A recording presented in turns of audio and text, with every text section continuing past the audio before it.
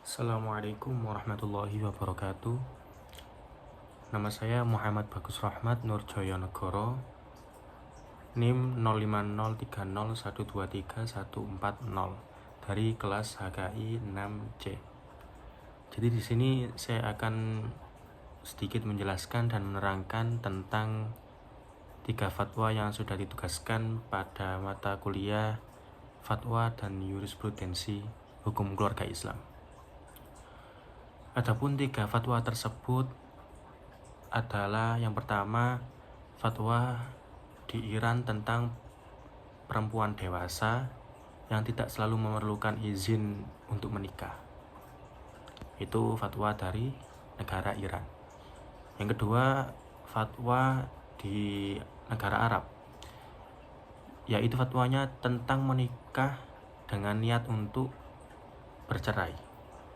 Nah, yang ketiga, ini dari Indonesia sendiri, yakni dari Nahdlatul Ulama, yang tentang hukum tubektomi atau sterilisasi permanen bagi perempuan. Saya akan menjelaskan yang pertama dulu ya, yang dari fatwa dari Iran, dari negara Iran, yaitu tentang perempuan dewasa dan izin wali dan dalam pernikahan. Jadi gini, khususnya dalam pandangan ulama Syiah di Iran, karena di Iran itu mayoritas alirannya adalah Syiah.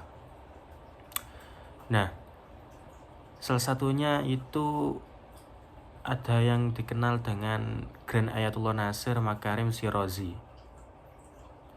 Nah, dalam fatwanya ini menjelaskan bahwa perempuan yang telah dewasa dan memiliki kematangan berpikir, lalu pada dasarnya memiliki kapasitas untuk menentukan pilihan hidupnya sendiri, termasuk dalam memilih pasangan dan melangsungkan pernikahan, itu boleh menikah tanpa seizin dari wali.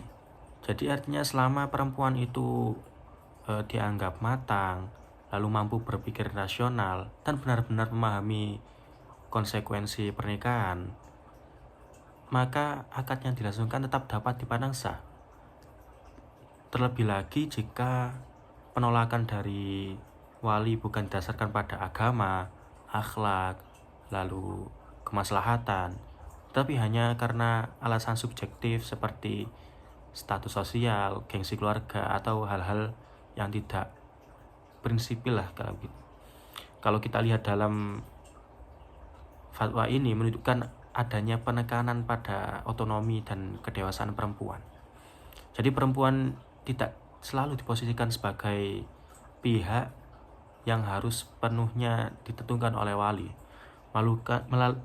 melainkan sebagai subjek hukum yang juga punya kemampuan memiliki secara sadar. Nah, tentu berbeda dengan pandangan yang lebih ketat dalam sebagian mazhab Sunni yang mensyaratkan wali sebagai unsur penting dalam sahnya pernikahan. Agar lebih mudah saya contohkan seperti ini. Ada seorang wanita yang bernama, anggap saja Aisyah. Dia berumur 25 tahun dan ia sudah bekerja, mandiri secara ekonomi, memiliki pendidikan yang baik, dan dinilai cukup matang dalam mengambil keputusan. Nah, Aisyah tadi ingin menikah dengan seorang laki-laki yang ia pilih sendiri, dengan laki-laki pilihannya sendiri. Tapi ayahnya menolak, bukan karena laki-laki itu buruk agamanya atau jelek akhlaknya, melainkan hanya karena status sosial dan juga dianggap keluarganya kurang mampu lah, kalau keluarga dari si laki-laki memang kurang mampu. Nah, dalam situasi seperti ini, menurut pandangan sebagian ulama Syiah seperti dalam fatwa tersebut, apabila si perempuan tadi, Aisyah, memang sudah balik, dewasa, matang, dan tidak ada mudarat dalam pernikahannya, maka ia dapat menikah dengan laki-laki pilihannya tersebut dan sah tanpa izin walinya. Dan akad ini dianggap sah secara agama ya sudah salah kalau menurut fatwa dari menurut ulama Syiah tadi. Langsung lanjut yang kedua, itu di negara Arab Saudi tadi ya, tentang menikah dengan niat untuk bercerai. Nah, fatwa yang kedua ini itu fatwa yang dikaitkan dengan Syekh Abdul Aziz bin Baz dan diterbitkan oleh Lajnah Daimah lil Buhus Ilmiyah wal Ifta. Nah, fatwa ini membahas persoalan menikah dengan niat untuk bercerai, khususnya dalam konteks seseorang yang tinggal sementara di negara lain, misal karena kuliah atau bekerja atau semacamnya.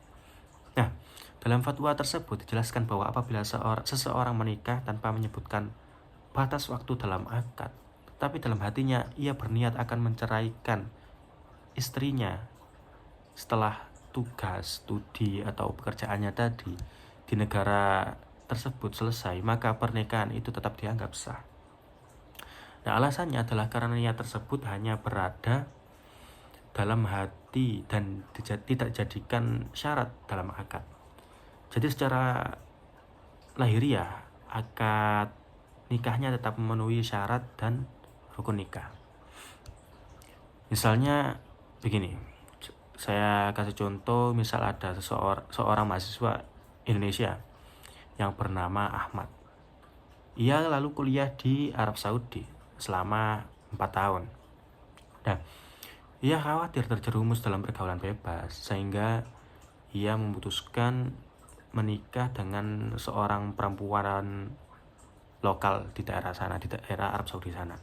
Nah, namun di dalam hatinya ia sudah berniat bahwa setelah ia lulus dan kembali ke Indonesia, ia akan menceraikan istrinya tadi.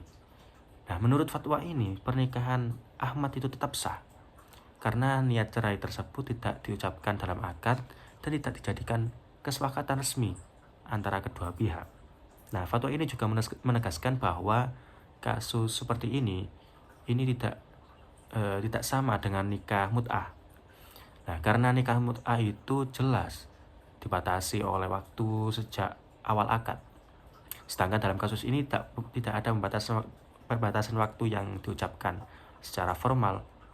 Jadi akadnya tetap seperti pernikahan seperti biasanya.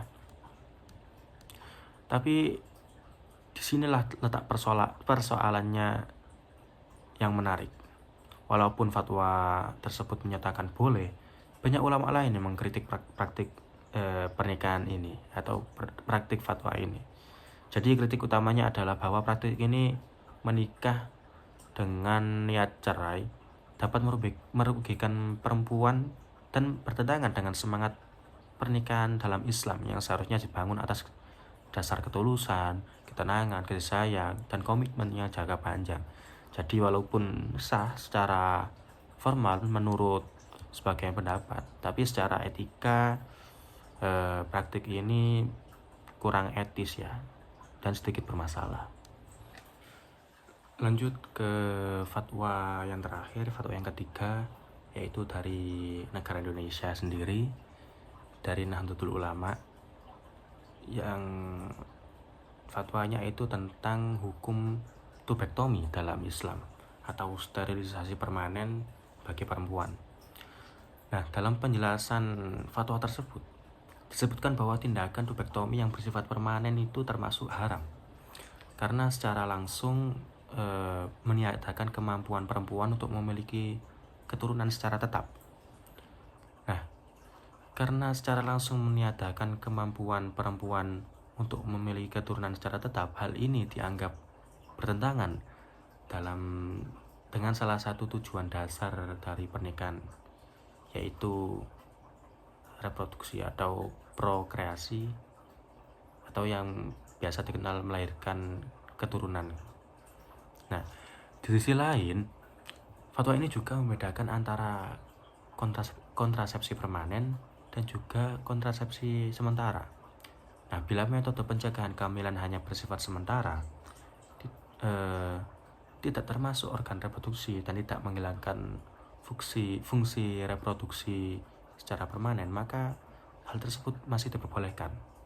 Seperti halnya KB ya. Nah, bahkan dalam kondisi tertentu penggunaan alat kontrasepsi sementara bisa dipandang perlu atau bahkan dianjurkan. Nah, misalnya karena alasan kesehatan, lalu kesiapan ekonomi, atau pengaturan jarak kelahiran. Sekian penjelasan dari saya mengenai 3 fatwa hukum keluarga Islam dari Iran, Arab Saudi, dan Indonesia. Semoga penjelasan ini bermanfaat. Wallahu a'lam. Wassalamualaikum warahmatullahi wabarakatuh.